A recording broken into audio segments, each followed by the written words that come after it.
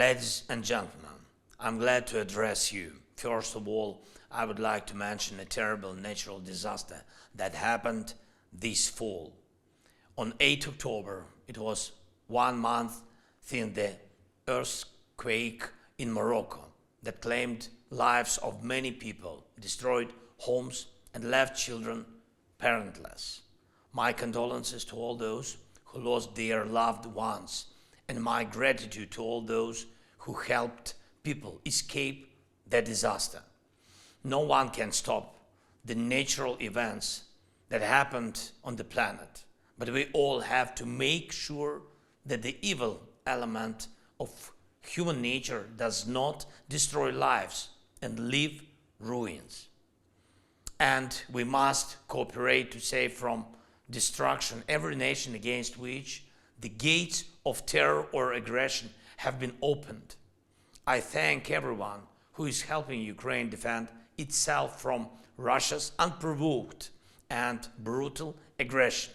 And I thank all those assisting in the rebuilding of Ukraine after attacks from Russian artillery and missiles and Iranian killer drones.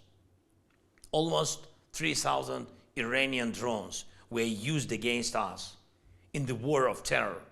Ukrainians will always be grateful to every leader and every nation that support us. But please do not forget that when it comes to protecting lives from aggression and terror, one of the main factors is the continuity of support. The resilience of the resistance depends on it. When an aggressor finds itself on a trajectory of defeat, as Russia does in its war against us, it always relies on the thing. It is not ready to admit that its decision to launch an aggression was a mistake.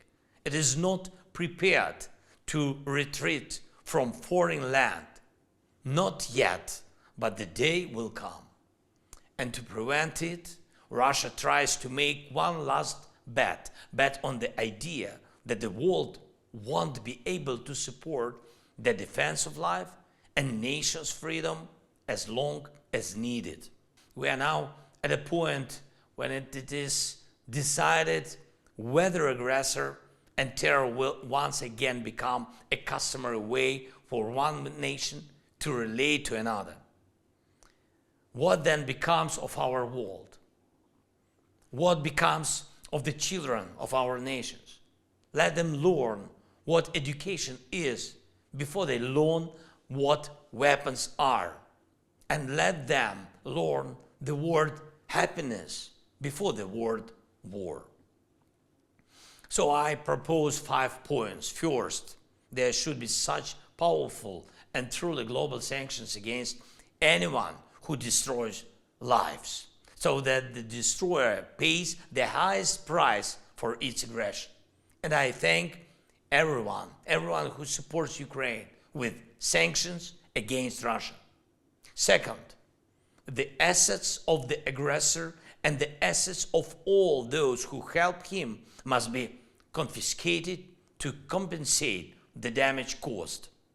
And I am grateful to all those who are doing this work now with the Russian assets in favor of our nation. Third, we need real guarantees of long-term financial support to protect life. The resilience of defense is always based on the resilience of society. And when there is such support, aggressors and terrorists will not have the illusion that they can outlast and win something for themselves.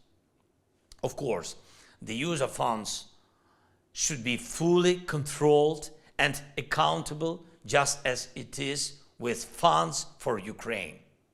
By the way, we use the support just as intended. Fourth, a reliable mechanism must be introduced to stimulate private investments for a nation that conducts a just defense, especially a mechanism for ensuring military risks and multiplying donor capital with private capital. This is something that will always be of help.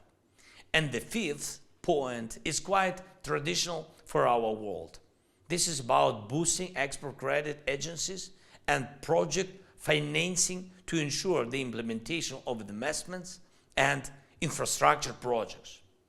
And when we talk about all this, it is important to hear not only Ukraine. That's what makes Ukraine resilient in the fight for independence and brings our nation's victory closer, being a model of resistance for any other free nation. Together, we can create a working model of how to make the world secure from evil elements of human nature. Thank you for your attention.